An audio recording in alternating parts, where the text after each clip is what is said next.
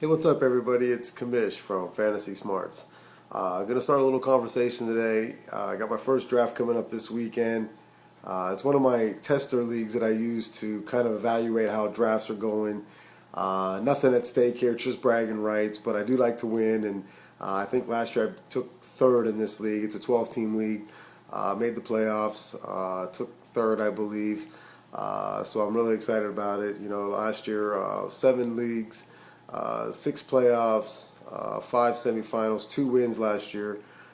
So I'm very excited. Both wins coming in 10-team or plus formats. So we're looking to get things started right. So we're talking draft picks today, and we're looking at like #1 draft picks. So if we're looking at this year's draft, I know a lot of people are big on Arian Foster, but we're still a little bit iffy on him this year.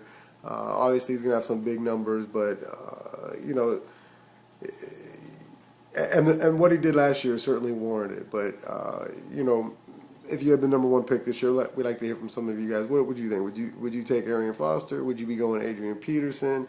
There's also guys out there like Ray Rice. Chris Johnson still is going to have a big year if he can get his contract figured out. So I'm just kind of curious to hear what other people think. Myself, unfortunately, I never get the #1 pick. It's very rare that I ever see the #1 pick for some reason. It's one of those things where I always end up like drafting last. So it's a miracle that I do so well because I usually end up like finding myself drafting pretty late in the orders, 8, 9, 10 plus range, which means I usually don't get one of the top running backs. I'm usually scrambling. Last year I took a shot at Sean Green, obviously in a few leagues, drafting late in the first round, and it didn't really pay off big for me last year, especially in one league where, in fact, the league that I didn't make the playoffs last year, I took Sean Green.